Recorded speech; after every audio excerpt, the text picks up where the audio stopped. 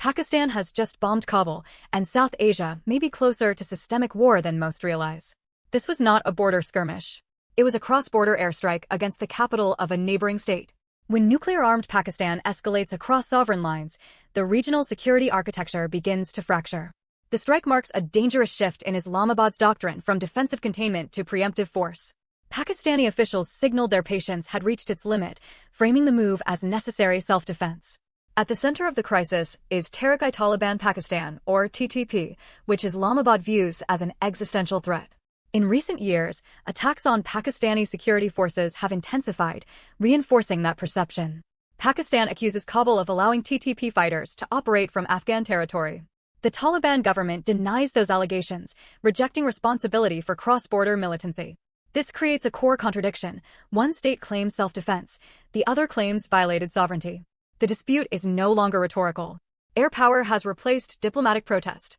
Strategically, Pakistan appears to be redefining the boundary between deterrence and preemption. Cross-border strikes are now framed as an extension of domestic counterterrorism.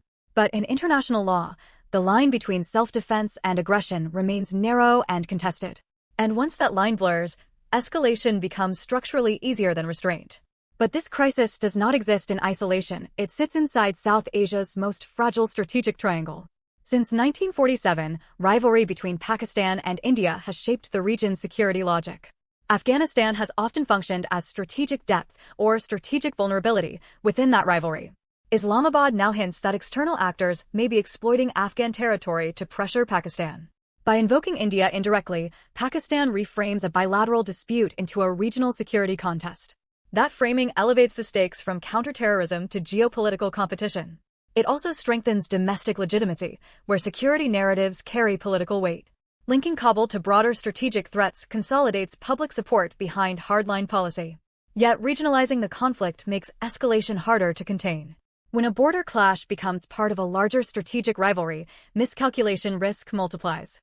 The Pakistan-Afghanistan border stretches roughly 2,600 kilometers across mountainous terrain. It is one of the most difficult borders in the world to monitor consistently.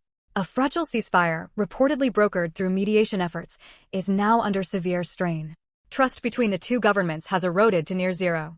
And without trust, even small frontier incidents can spiral into sustained military cycles. The most dangerous outcome is not a short war, but a prolonged, low-intensity conflict becoming the new normal. Airstrikes, border raids, and militant reprisals could settle into a cycle of calibrated retaliation.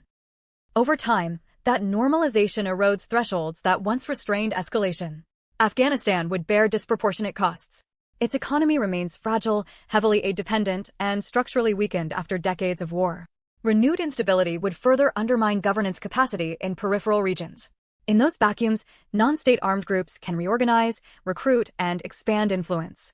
This is the security paradox. Immediate defensive action may incubate longer-term threats. International actors have urged restraint, emphasizing protection of civilians and diplomatic dialogue. But external mediation has limited leverage without genuine political will from both capitals. Major Western powers remain strategically distracted by other global crises. Limited international attention reduces incentives for compromise.